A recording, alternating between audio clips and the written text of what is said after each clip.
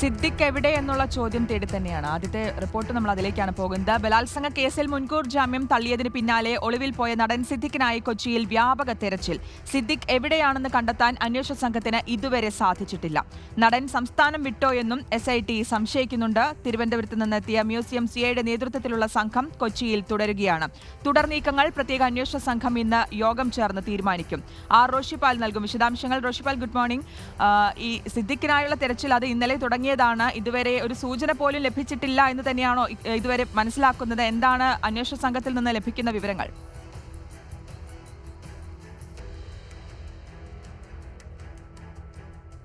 പീഡന പരാതിയിൽ മുൻകൂർ ജാമ്യാപേക്ഷ തള്ളിയതിന് പിന്നാലെയാണ് സിദ്ദിഖിനെ തേടി അന്വേഷണ സംഘം ഇറങ്ങിയത്. പോലീസിന്റെ പ്രത്യേക അന്വേഷണ സംഘം കൊച്ചിയിലാകെ തിരച്ചിൽ നടത്തിയെങ്കിലും സിദ്ദിഖിനെ ഇതുവരെ കണ്ടെത്താൻ കഴിഞ്ഞില്ല. സിദ്ദിഖ് ഒളിവിൽ തന്നെ കഴിയുന്നു.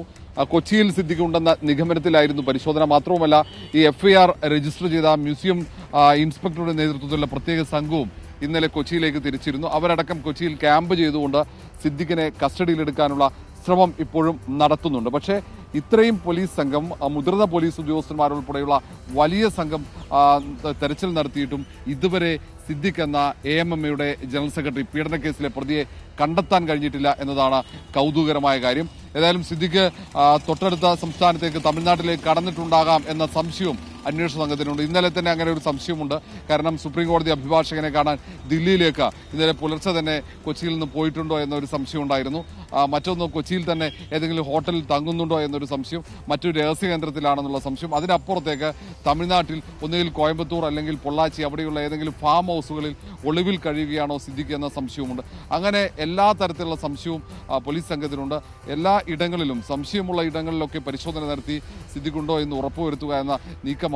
കാരണം സുപ്രീം കോടതിയിൽ മുൻകൂർ ജാമ്യാപേക്ഷയിൽ അപ്പീൽ നൽകാനുള്ള ഒരു ശ്രമം നടക്കുന്നുണ്ട് സിദ്ദിഖിന്റെ ഭാഗത്ത്. ആ അപ്പീൽ അവിടെ സമർപ്പിക്കുന്നതിന് മുമ്പ് തന്നെ സിദ്ദിഖിനെ കസ്റ്റഡിയിലെടുത്ത് ചോദ്യം ചെയ്യാനുള്ള ഒരു നീക്കമാണ് ഇപ്പോൾ പോലീസിന്റെ ഭാഗത്ത് ഉണ്ടാകുന്നത്. ആ ഒരു സാഹചര്യത്തിൽ തന്നെയാണ് ഈ പ്രത്യേക അന്വേഷണ സംഘത്തിനൊപ്പം കേസ് രജിസ്റ്റർ ചെയ്ത മ്യൂസിയം പോലീസ് സ്റ്റേഷനിലെ ഇൻസ്പെക്ടറോടുകൂടെ, പോലീസ് സംഘത്തോടുകൂടെ കൊച്ചിയിലേക്ക് എത്താനുള്ള നിർദ്ദേശം നൽകിയത്. കൊച്ചിയിൽ ഈ അന്വേഷണ സംഘത്തിലുള്ള AIG പൂങ്കുഴലിയുടെ നേതൃത്വത്തിലുള്ള പ്രത്യേക സംഘമുണ്ട്.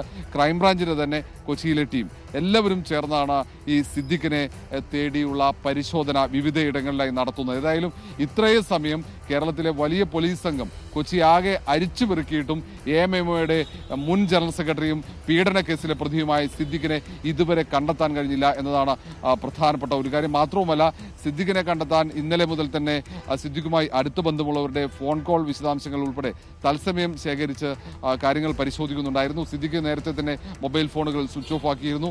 ഇന്നലെ പുലർച്ചെയാണ് സിദ്ദിഖ് കൊച്ചിയിലെ വീട്ടിൽ നിന്നും പുറത്തേക്ക് പോയതായി പോലീസ് ഏതാണ്ട് സ്ഥിരീകരിച്ചത്.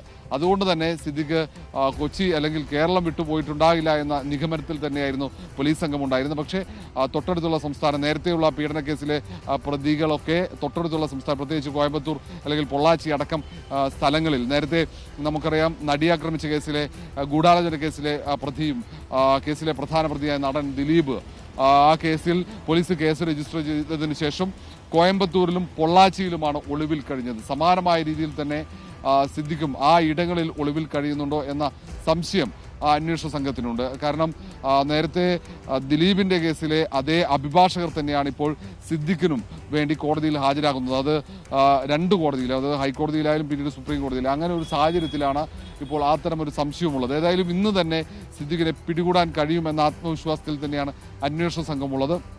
ഏതായാലും ഇന്നും തെരച്ചിൽ പരിശോധന തുടരും. മറ്റിടങ്ങളിലേക്ക് പരിശോധന വ്യാപിപ്പിക്കേണ്ടതുണ്ടോ എന്ന കാര്യത്തിൽ ഒരു തീരുമാനമെടുക്കുക ഇന്ന് ചേരുന്ന പ്രത്യേക അന്വേഷണ സംഘത്തിന്റെ യോഗത്തിലാകും.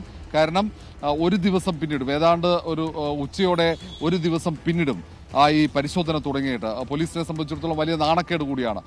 ഇങ്ങനെ ഒരു പീഡന കേസിലെ പ്രതി ഇത്രയും ദിവസമായി പുറത്തു കഴിയുമ്പോൾ എന്തുകൊണ്ട് നിരീക്ഷിച്ചില്ല എന്ന ചോദ്യം ഉൾപ്പെടെ ഉയരുന്നുണ്ട്. നേരത്തെ തന്നെ നിരീക്ഷണം ഉണ്ടായിരുന്നെങ്കിൽ ഈ ഹൈക്കോടതി മുൻകൂർ ജാമ്യാപേക്ഷ തള്ളുന്നതിന് തൊട്ടു പിന്നാലെ അറസ്റ്റ് ചെയ്യാമായിരുന്നല്ലോ എന്നടക്കമുള്ള ചോദ്യം പൊതു ഇടങ്ങളിൽ ഉയരുന്ന ഒരു സാഹചര്യം കൂടിയുണ്ട്. അതുകൊണ്ട് തന്നെ പോലീസ് കടുത്ത സമ്മർദ്ദത്തിലുമാണ്. ഏതായാലും ഇന്ന് ചേരുന്ന പോലീസിന്റെ പ്രത്യേക സംഘത്തിന്റെ യോഗം ഏറ്റവും പ്രധാനപ്പെട്ടതാണ്. ക്രൈംബ്രാഞ്ച് മേധാവി ADGP H. വെങ്കടേഷിന്റെ നേതൃത്വത്തിലായിരിക്കും യോഗം ചേരുക. IG സ്പർജൻ കുമാർ അടക്കമുള്ള ഈ അന്വേഷണ സംഘത്തിലെ 7 IPS ഓഫീസർമാരും യോഗത്തിൽ പങ്കെടുക്കും. റോഷിപാൽ, ഒപ്പം തന്നെ ഈ സിദ്ദിഖിന്റെ മൊബൈൽ ഫോൺ ഇന്നലെ മുതൽ തന്നെ സ്വിച്ച്ഡ് ഓഫ് ആണ്.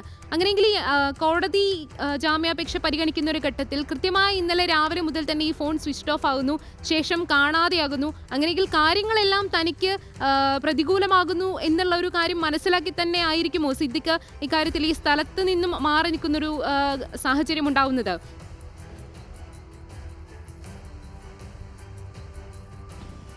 ഇന്നലെ ഹൈക്കോടതി സിദ്ദിഖിന്റെ മുൻകൂർ ജാമ്യാപേക്ഷയിൽ വിധി പ്രഖ്യാപിക്കുമ്പോൾ അത് ഒരുപക്ഷെ തിരിച്ചടി ഉണ്ടായാൽ അറസ്റ്റ് ഉടൻ തന്നെ ഉണ്ടാകുമെന്ന ഒരു വിലയിരുത്തലാകാം സിദ്ദിഖ് മുങ്ങിയത്.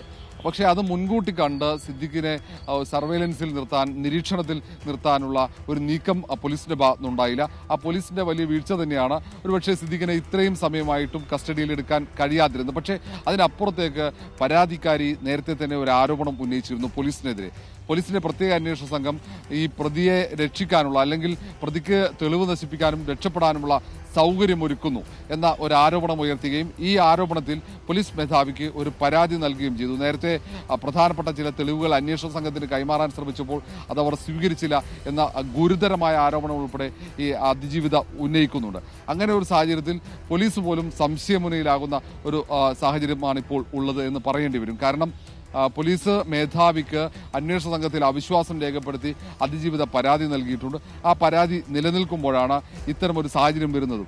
എന്തുകൊണ്ടാണ് സിദ്ദിഖിനെ പിടികൂടാൻ കഴിയാത്തത്, അല്ലെങ്കിൽ എന്തുകൊണ്ട് സിദ്ദിഖിനെ നിരീക്ഷണത്തിൽ നിർത്തിയില്ല, സിദ്ദിഖിനെ നിരീക്ഷിക്കാതിരുന്നതിന്റെ കാരണം ഉൾപ്പെടെ അടുത്ത ദിവസങ്ങളിൽ ഏതെങ്കിലും സിദ്ദിഖിനെ അറസ്റ്റ് ചെയ്യാൻ സാധിച്ചില്ലെങ്കിൽ അതിന് ഉത്തരം പറയേണ്ടി വരിക അന്വേഷണ സംഘം തന്നെയാണ്. മാത്രവുമല്ല ഈ FIR രജിസ്റ്റർ ചെയ്ത മ്യൂസിയം പോലീസും അതിന് ഉത്തരം നൽകേണ്ടി വരും. ഏതായാലും മ്യൂസിയം പോലീസ് ഇൻസ്പെക്ടർ കൊച്ചിയിൽ ക്യാമ്പ് ചെയ്യുന്നുണ്ട്.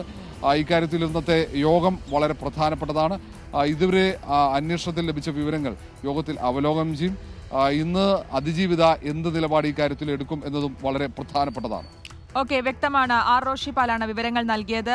എന്തായാലും സുപ്രീം കോടതിയെ സമീപിക്കാൻ തന്നെയാണ് സിദ്ദിഖിന്റെ തീരുമാനം. മുൻകൂർ ജാമ്യാപേക്ഷ തള്ളിയ ഹൈക്കോടതി വിധിക്കെതിരെ ഇന്നോ നാളെയോ സിദ്ദിഖ് സുപ്രീം കോടതിയെ സമീപിക്കുമെന്നാണ് അറിയാൻ കഴിയുന്നത്.